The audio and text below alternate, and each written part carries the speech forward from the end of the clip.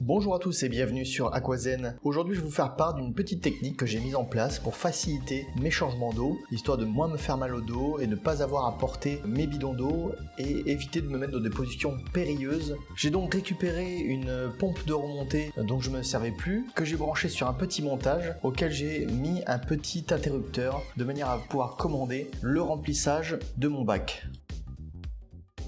Ensuite, sur ma pompe de remontée, je raccorde un tuyau dont je disposais déjà. À la base de ce tuyau, j'ai mis un clapet anti-retour car j'ai pu avoir quelques petits désagréments. Au lieu de remplir mon aquarium, j'ai déjà eu l'opération inverse, mon aquarium qui se vide dans mon seau. Donc pour éviter tout incident, j'ai mis un clapet anti-retour. Cette extrémité du tuyau va me servir pour remplir mon aquarium, donc je le cale avec soin pour éviter d'avoir aussi des accidents. Je le mets au niveau du filtre pour éviter de créer une tempête dans mon aquarium. Dans mon seau où est placée ma pompe de remontée, j'ai placé mon mélange d'eau du robinet et d'eau osmosée. Pour info, en ce moment, je fais 1 tiers d'eau du robinet, 2 tiers d'eau osmosée, ce qui m'amène à un pH de 7. J'appuie sur mon petit interrupteur et tout doucement, c'est une pompe 600 litres/heure, donc qui n'est pas très puissante. Et bien tout doucement, je remplis mon aquarium.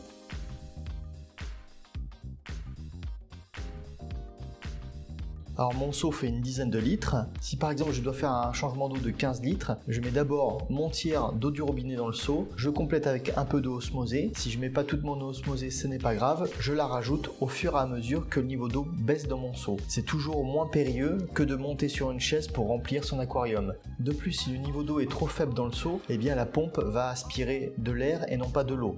Donc il y aura toujours un fond d'eau de 2 à 3 cm qu'on ne pourra pas aspirer de cette façon-là. À ce moment-là, vu le peu d'eau qui reste au fond du seau, on pourra le verser directement dans l'aquarium sans se faire mal et sans créer d'incident.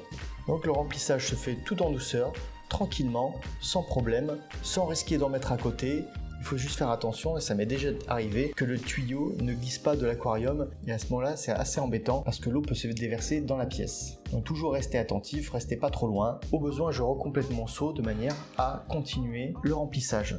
C'est une méthode que je n'ai pas inventée, néanmoins je me suis inspiré de quelques divers renseignements que j'ai pu glaner ici et là, et je l'ai adapté à ma façon, donc je tenais à vous la partager, et peut-être que certains pourront s'en inspirer pour faciliter leur maintenance. Voilà, j'espère que ça vous aura plu. Si c'est le cas, vous lâchez un pouce bleu, vous n'oubliez pas de vous abonner, un petit tour sur la page Tipeee, ça fera toujours plaisir. Je vous dis à la prochaine, allez, ciao, et n'oubliez pas en attendant, restez zen.